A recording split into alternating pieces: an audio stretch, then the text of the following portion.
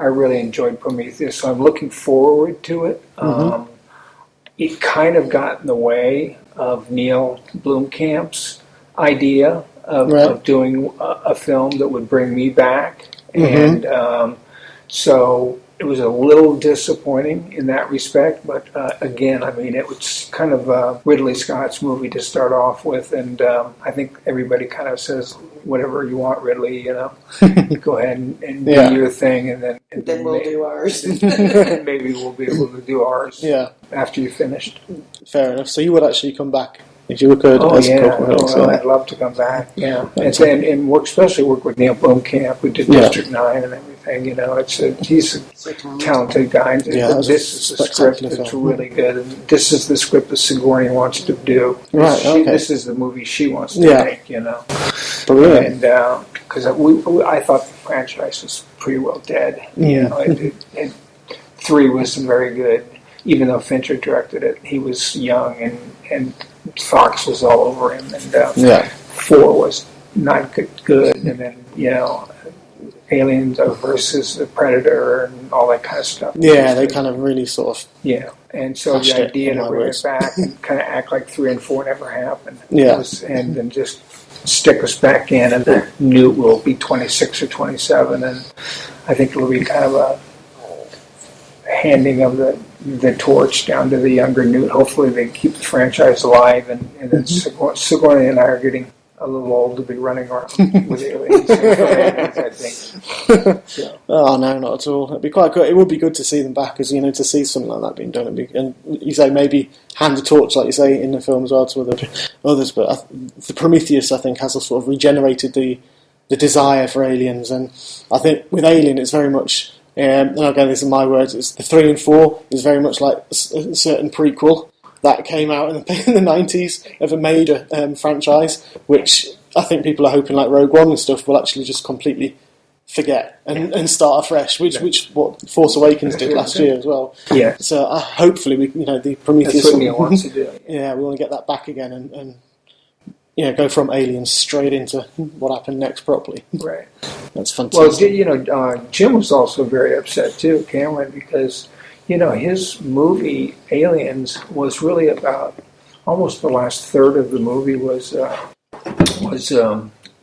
us saving Newt, and so to open up the next film with her dead is kind of a slap in the face to. All the efforts that you guys put in to save her in that saving film. her, right? Exactly. Yeah, no, I can see why that could be. It'd be great if you can get those things together and put them together. It'd be brilliant. Okay, Christina Haynes. She apparently signed her Nikes at Comic Palooza in Houston earlier this year. I remember. Yeah, that was a while back, but you signed her Nikes. She says, in over 40 years of making a living by studying, adopting characteristics and mannerisms and ultimately acting as somebody else, what's this taught you about you? That's deep. I take my characters that I play very, very seriously, I guess. But there's work and there's life.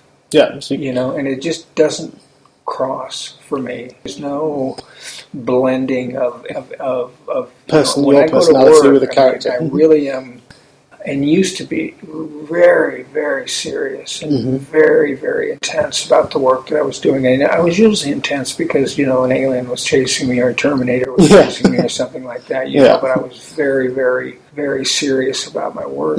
But as soon as I take off that costume, it's life again. So I'm not sure that working as an actor taught me as much about life as being married, having children.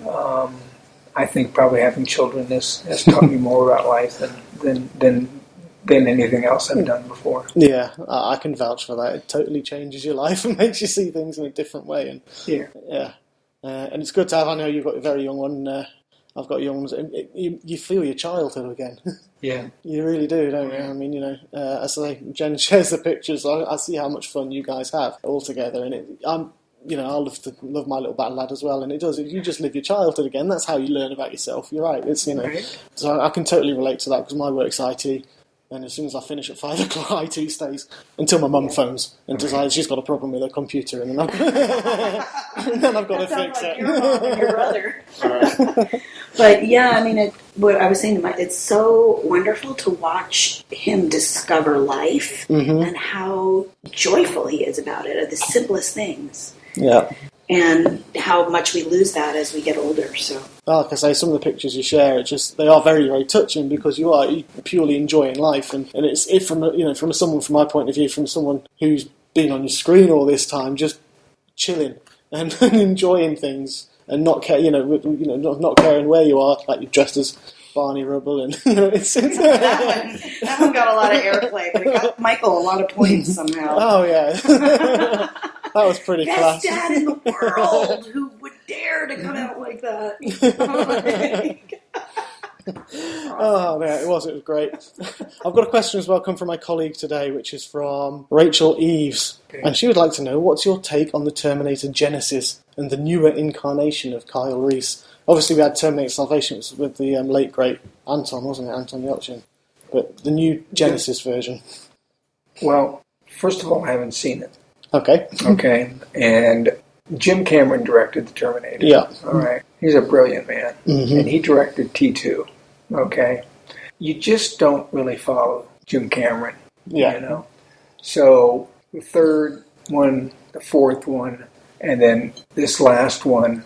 The last one I heard did so poorly at the box office. This is the one where Arnold came back. It was supposed to be this big deal, and I mean, it was gone before it was hardly. I mean, theater. It just flew through. Yeah, I mean, it was gone. So I don't even know if they're going to do anymore, because you can't spend $50 or $100 million on a movie and not have it, stay in theaters very long. But I've never seen any of the other movies other than Terminator and Terminator 2. Yeah. But what I would say, a lot of people ask me about Anton and people that play Kyle Reese. Yeah.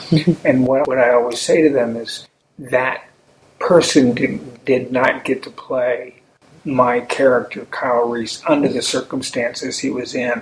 I saw, for instance, I didn't see the movie, but I saw, like on television, as I was like a commercial for the movie. And a bus pulls up, the door opens, and it's the Linda Hamilton character. It's saying to Kyle Reese, come with, or jump in, come with me if you want to live, or something like that, And it's a different character.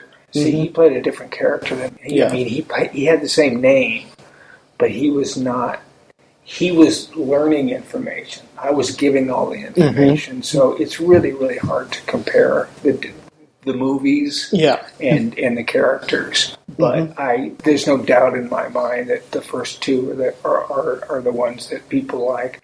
And because they're so good, people just expect, because it's named the Terminator 3 and 4 to be as good, but they're not, because they're not Jim Cameron. Well, exactly. I mean, that's what I was about to say. It's got to be a good feeling for you knowing that those films, 30 years on, are still what everybody looks up to, and everyone benchmarks those, because you're right, if you've got like someone like Jim Cameron and his ideas, and it's his vision, then you're not going to follow up with that.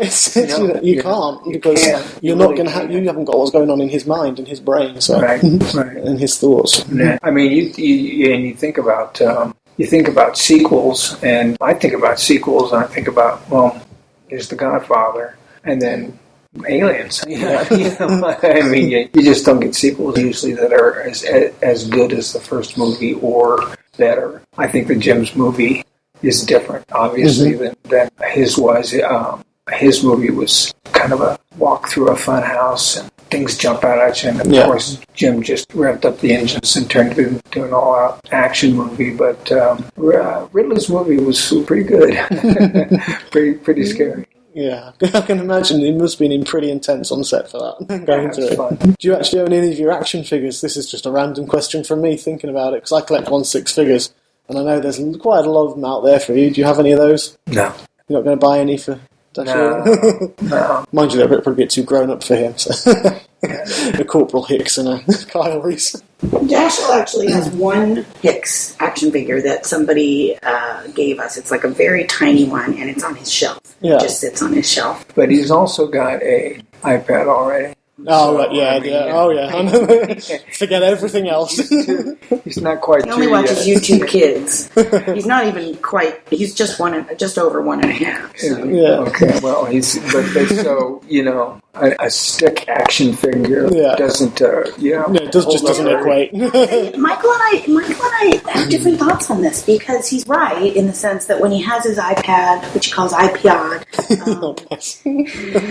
his iPod, he is very into it. Mm-hmm. But I witnessed this. At first, we thought, "Oh shoot, we're going to have to limit this," and because when it first came about, that we were going to let him watch YouTube Kids on there.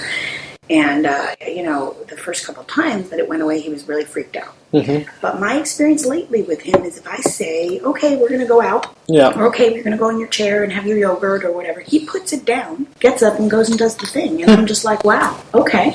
And I'll say, and he literally, as he puts it down, he says, bye-bye, iPod. And I'm like, wow, okay.